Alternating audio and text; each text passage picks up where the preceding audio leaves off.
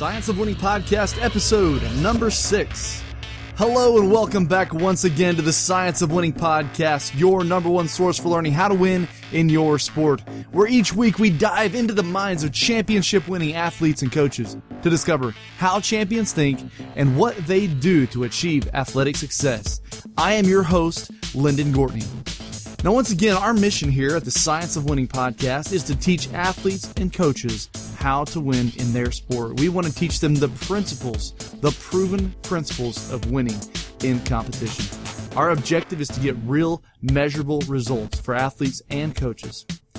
Now, as you already know, we are in our 1,000 in 180 campaign. We are looking to get 1,000 testimonials from athletes and coaches who have applied the proven principles of winning and have gotten real results. We want to hear your story.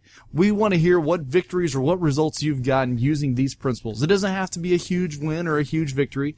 It can be something small. It may be small, like you found your opponent's weakness in a game and started exploiting it, or you had success scoring against the guy across from you, or another small victory might be finding your opponent's strengths and shutting them down, maybe keeping them from scoring as many points as they had previously scored on you. Another small victory might be winning the first few games of your season, or winning against a team on their home field, or maybe beating a team that you've never even beaten before. A larger victory might be winning a tournament or winning a state championship, earning all tournament or all state individual awards. Could be winning all conference, or earning a scholarship, or even getting signed with a professional team. Whatever your victory is, we want to celebrate with you and use it as a motivational tool to help others accomplish their dreams as well. All right, as always, we're going to recap our last episode. Remember, practice is repetition, and we want to make sure you have plenty of repetition so these principles sink down deep into your mind so you can use them on a subconscious level to get real results in your sport. So here we go. Recapping our last episode. Our last episode was a bonus episode where we talked about using your strengths against your opponent's weakness. Okay, we talked about what types of strengths that people have, whether it's running backs that are power backs, or maybe they're speed and agility backs. You know, a power back is strong like a bull and plows through the line, whether a speed and agility back is shifty and makes people miss. Pitchers have different strengths, right? We've got pitchers that are power pitchers that throw the heat and bring lots of fastballs and overpower their opponents. We have pitchers that also are junk ball specialists that can make the ball dance and move and are very accurate with bending that ball. Yeah, MMA fighters, right? We talked about different styles of fighting. There are attacking fighters and there are defensive fighters. There are stand-up fighters that like to knock people out. There are takedown specialists, right? Like jiu-jitsu fighters who like to grapple on the ground and use submission holds. So we talked about how important it is to know your strength. So what are your strengths? We ask you to make a list, okay? Start with the list of the things that you can think about that you know for a fact are your strengths. Then we had told you to ask your parents or friends or coaches what they think your strengths are. Write those down on your list as well. You can watch a video of yourself. You can sit down and watch a game video or a practice video to see what you're good at and make note of the strengths on your paper there. And one of the things that you're looking for is, what do you do better than other people? Are you faster than them? Are you stronger than them? Are you smarter than them? Are you always in the right position? You know, are you an encourager of your teammates? Do you make your teammates better? You know, there's 1,000 different types of strengths that you can have. So pay close attention to those things and make note of them. What are your strengths? What do you do better than other people? We also had a quick note on weaknesses, how that some people think that you should just double down on your strengths and ignore your weaknesses. But we tend to support the idea that Michael Jordan always talked about. He liked to practice his weaknesses so he could eliminate them. He could even turn those weaknesses into strengths. Of course, you want to spend a lot of time on your strengths and master those to get where you are excellent at them. But you also want to work on your weaknesses as well. Try to reduce those weaknesses and even turn them into strengths, like Michael Jordan said. Lastly, we had a list of questions for you that you need to answer to help you find your strengths. Some of the questions are, what am I better at than my opponents? Or what am I better at than my teammates? Another question, how do I succeed the most? Another one, what strength do I feel most comfortable using? What can I do to improve my strength? What are my weaknesses? How do I get beat most often? And what can I do to minimize and work on my weaknesses? All right, so if you can use those tools, those strategies, those questions to help you come up with your list of strengths, it will give you a good starting point to know how you should attack your opponent. what specialized area you have that you can be most successful at using. All right. Today we are moving on to principle number 4. This is principle of winning number 4. And this principle is you have to create and use a game plan. Now, when most coaches or athletes think of a game plan, they're really just thinking about the plays that they're going to run during a game, right? A lot of coaches, they're completely focused on running the plays. They think that executing the play well will result in scoring more points, and that will result in more wins. But that's just not always the case. Instead of just blindly running plays, you have to use these proven principles of winning to develop your game plan. To create a successful game plan, you need to do 6 things. Step 1, you need to find your opponent's weakness. Step 2, you need to attack their weakness with your strength. Step 3, you've got to identify their strength and shut it down. Step 4, you have to stick with what's working. Step 5, you have to assign roles to each player with clear responsibilities. And step 6, you've got to communicate this game plan to each member of the team, making sure they know what they're supposed to do during the game. All right, let's dive into each one of these steps so that we can master this principle of creating a winning game plan. Okay, so step 1, find the opponent's weakness. Obviously, we talked about that in episode number 2. We talked about looking for their obvious weaknesses, right? Their size, speed, and strength. If we have an advantage over them in any one of those areas. We talked about the 3 areas that you can attack them in. Their physical, their mental, and their tendencies, okay? So you're looking for the physical things, the physical areas you can attack your opponents in. You're looking for, like we just talked about, their size, their speed, their strength, or their slowness, their smallness, their lack of power. We want to find those things. Those are easy to spot and easy to attack, all right? Also on the mental side, you're looking for players that are out of position, players that don't understand how to play defense with their team, players that are not as good at guarding one of your players. These are things that you're looking for. You want to probe your opponent with different styles of attacks and keep track of what worked and what didn't. Then, obviously, you just do more of what worked, okay? So you're really trying to find those weaknesses. Sometimes they're not obvious, so it does take this probing, this going out there and trying different things to find what their weaknesses are. But once you identify them, you've got to remember the key is to remember these things, to pay attention and remember. Once you see them, put that in your little notebook there, put that in the back of your mind, and keep using that same attack method against your opponents.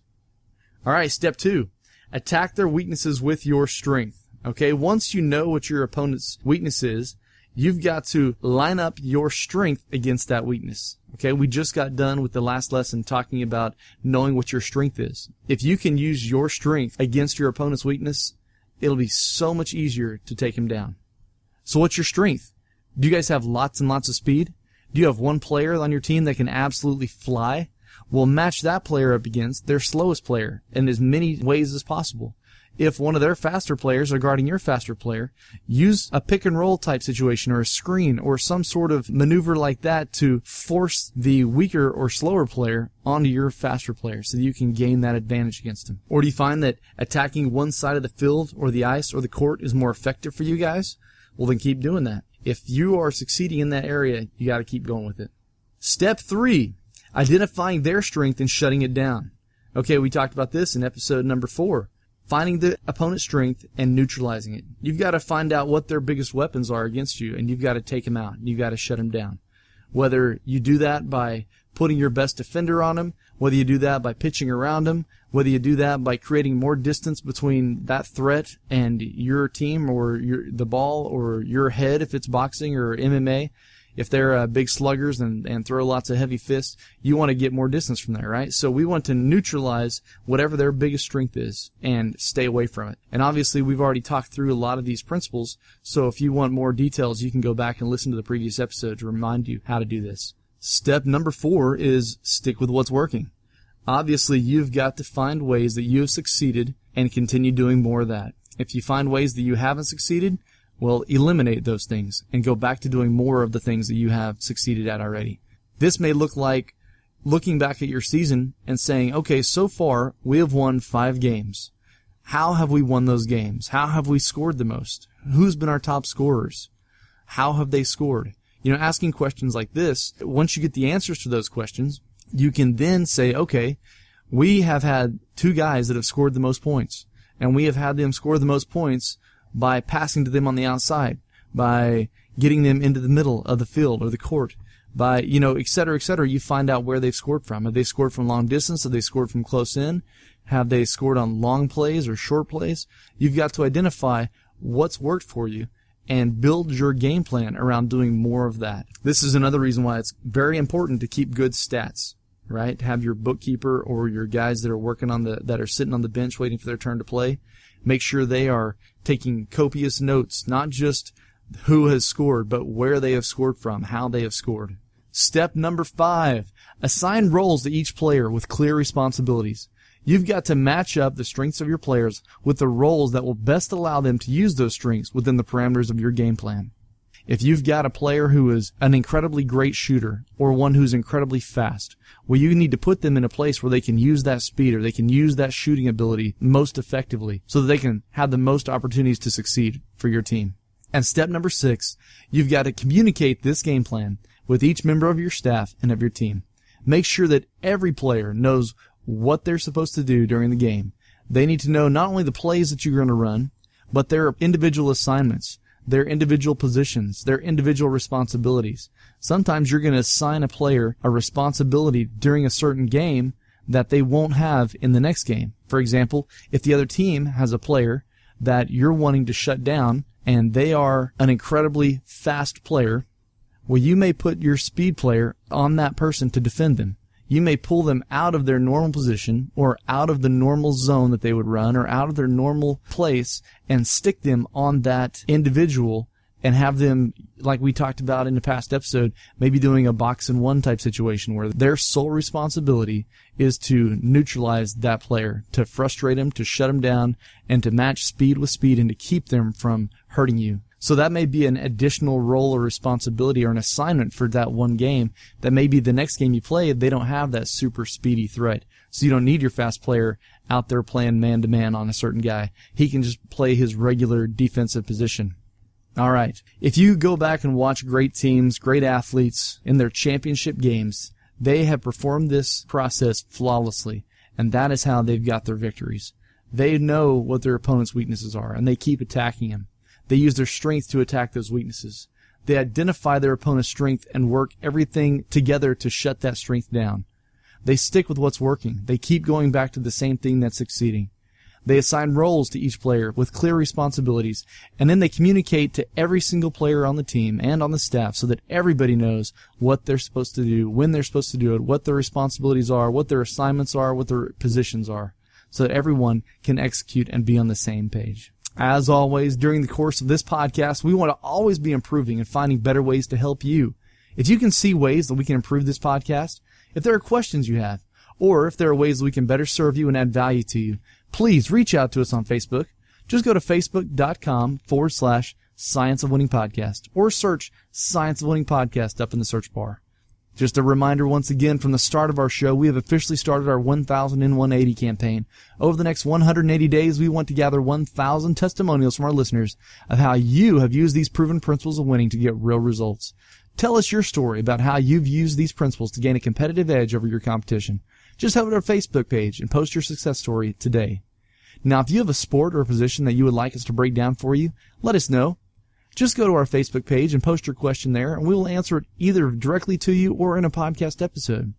Now, I am super excited to hear about your dreams and to help you achieve them. I want you to do me a quick favor. Can you think of 5 athletes, coaches, or parents of athletes that you think would benefit from this podcast? Send them the link to this podcast. Share it with them right now. Show them that you care about their success by giving them this gift. As always, please subscribe to our podcast, give our episodes a rating so that we know which ones you like and which ones we can improve. This is Lyndon Gortney, and you've been listening to The Science of Winning.